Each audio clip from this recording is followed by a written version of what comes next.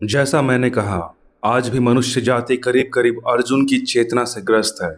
उसके शरीर पर भी वे परिणाम हो रहे हैं, लेकिन हम जो इलाज कर रहे हैं वे शरीर से शुरू करने वाले हैं।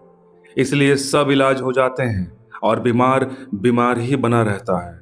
उसकी चेतना से कोई इलाज शुरू नहीं हो पाता।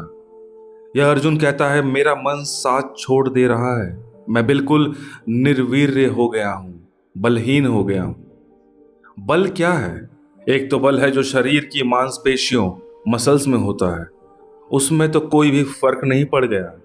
लेकिन इस क्षण अर्जुन को एक छोटा सा बच्चा भी धक्का दे दे तो वह गिर जाएगा। इस क्षण अर्जुन की मसल्स कुछ भी काम नहीं करेगी। एक छोटा सा बच्चा उसे हरा सकता है। यह मस्कुलर ताकत कुछ अर्थ की नहीं मालूम पड़ती। एक और बल है जो संकल्प से, विल से पैदा होता है।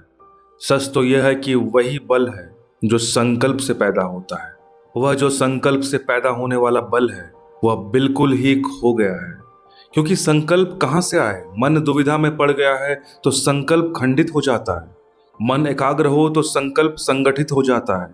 मन दुविधा में द्वंद्व ग्रसा हो जाए, कन्फ्लिक्ट में पड़ जाए तो संकल्प खो जाता है। हम सब भी निर्बल हैं, संकल्प नहीं है। वही संकल्प खो गया है। क्या करूं क्या ना करूं, करना क्या उचित होगा, क्या उचित नहीं होगा, सब आधार खो गए हैं पैर के नीचे से। अर्जुन अधर में लटका रह गया है, वह त्रिशंकु हो गया है।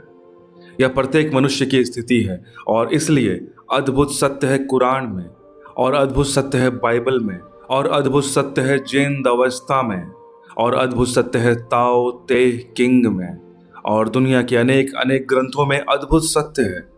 लेकिन गीता फिर भी विशिष्ट है, और उसका कुल कारण इतना ही है कि वह धर्मशास्त्र कम, मानस शास्त्र, साइकोलॉजी ज्यादा है। इसमें कोरे स्टेटमेंट्स नहीं है कि ईश्वर है और आत्मा है। इसमें कोई दार्शनिक वक्तव्य नहीं है, कोई दार्शनिक तर्क नहीं है।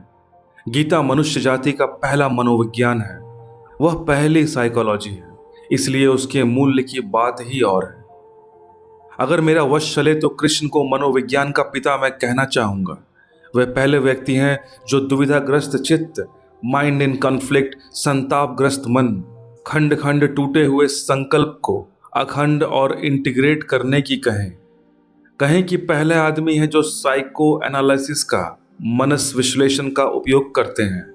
सिर्फ मनस विश्लेषण का ही नहीं बल्कि साथ ही एक और दूसरी बात का भी, मनस संश्लेषण का भी, साइकोसिंथेसिस का भी। तो कृष्ण सिर्फ फ्रायड की तरह मनोविश्लेषक नहीं है, वे संश्लेषक भी हैं।